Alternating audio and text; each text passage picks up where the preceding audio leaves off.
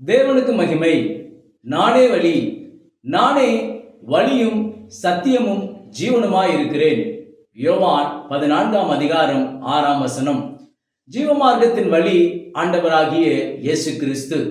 ஒன்றான மெய்தேவனாகிய உம்மையும் நீர் அனுப்பினவராகிய இயேசு கிறிஸ்துவையும் அறிவதே நித்திய ஜீவன். யோவான் 17ஆம் அதிகாரம் 3ஆம் வசனம். இந்த ஜீவமார்க்கத்திலே 3 அம்சங்களை நாம் காணலாம்.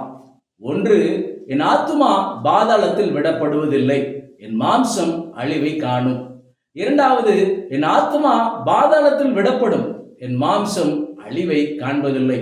மூன்றாவது, என் ஆத்துமா பாதாளத்தில் விடப்படுவதில்லை, என் மாம்சம் அழிவை காண்பதில்லை என்ற 3 அனுபவங்களை நாம் காண்கிறோம்.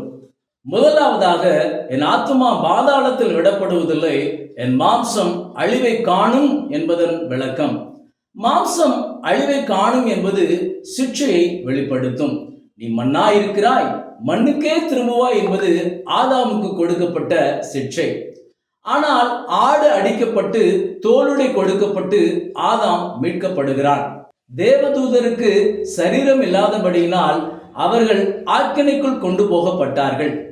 மனிதனுக்கு சரீரம் இருக்கிறபடியினால் அதற்கு ஒரு சிட்சையை கொடுத்து ஆத்துமாவை தேவன் மீட்டு கொள்ளுகிறார்.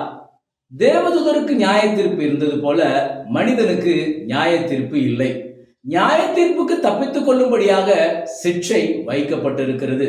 தகப்பன் சிட்சியாத புத்திரன் உண்டோ? எபிரேயர் 12:7.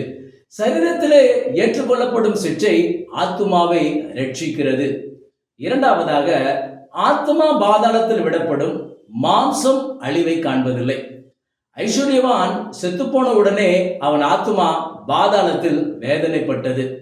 அவனுடைய சரீரம் அடக்கம் பண்ணப்பட்டது என்று எழுதப்பட்டிருக்கிறது. 1000 ஆண்டுகளுக்கு பின்பு அந்த சரீரம் உயிரோடு எழுப்பப்படும். ஆத்துமாவையும் சரீரத்தையும் நரகத்திலே தள்ளுகிறவருக்கே பயப்படுங்கள் என்று ஆண்டவர் சொல்லுகிறார்.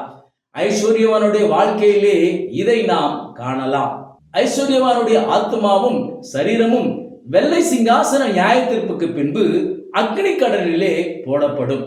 மூன்றாவதாக, என் ஆத்துமா பாதாளத்தில் விடப்படுவதில்லை, என் மாம்சம் அழிவை காண்பதில்லை என்பது பெந்தேகோஸ்தே நாளுக்கு பின்பு நம்மில் காணப்படும் அனுபவம். சரீரத்தை விட்டு உயிர் பிரிந்த உடனே நம்முடைய ஆத்துமா பரதீசுக்கு கொண்டு போகப்படுகிறது. கர்த்தருடைய ரகசிய வருகையிலே எக்காலம் தொடிக்கும் போது கிறிஸ்துவுக்குள் மரித்தவர்களுடைய சரீரம் உயிரோடு எழுப்பப்படும். பின்பு உயிரோடு இருக்கிற நாமும் மறுரூபமாக்கப்படுவோம். 1 தெசலோனிக்கேயர் 4ஆம் அதிகாரம் 16-17 வசனங்கள்.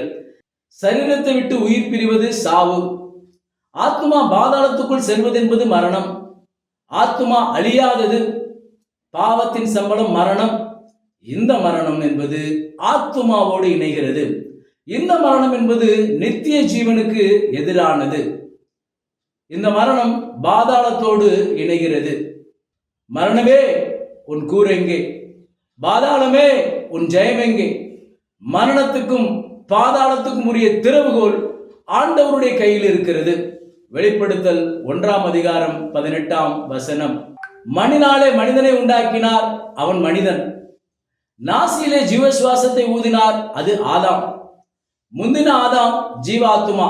1 கொரிந்தியர் 15ஆம் அதிகாரம் 45ஆம் வசனம். முந்தின மனிதன் பூமியிலிருந்து உண்டான மண்ணானவன். 1 கொரிந்தியர் 15ஆம் அதிகாரம் 47ஆம் வசனம். ஆதாம் என்பது ஆத்துமாவோடு இணைகிறது. மண்ணினாலே உண்டாக்கப்படுவது மனிதனோடு இணைகிறது. ஆதாம் என்பது உள்ளான பகுதி, மனிதன் என்பது வெளியான பகுதி. ஆதாமை தேவன் தூக்கி எடுத்தார். ஆனால் மனிதன் என்ற சரீரம் மண்ணுக்கு மண்ணாய் போய்விட்டது. இங்கு என் ஆத்மா பாதாளத்தில் விடப்படுவதில்லை, என் மாம்சம் அழிவை காண்பதில்லை என்பது ஆத்மாவிலும் ரட்சிக்கப்படுகிறோம், சரீரத்திலும் உயிரோடு எழுப்பப்பட்டு ரட்சிக்கப்படுகிறோம். அதாவது சரீர மீட்பை அடைகிறோம். இந்த ஜீவ மார்க்கத்தின் 3 அம்சங்கள். 1, பழைய ஏற்பாட்டு பரிசுத்தவான்களுக்கு உரியது, அவர்கள் ஆத்துமாக்கள்.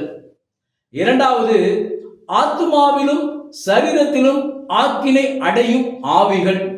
மூன்றாவது, ஆத்துமாவிலும் சரீரத்திலும் ரட்சிப்பை பெற்றுக் கொள்ளக்கூடிய மணவாட்டி சபை. இந்த சத்தியங்களுக்கு நம்மை ஒப்புக் கொடுப்போம். கர்த்தர் நம்மை ஆசீர்வதிப்பாராக. ஆமென். தேவனுக்கே மகிமை உண்டாவதாக.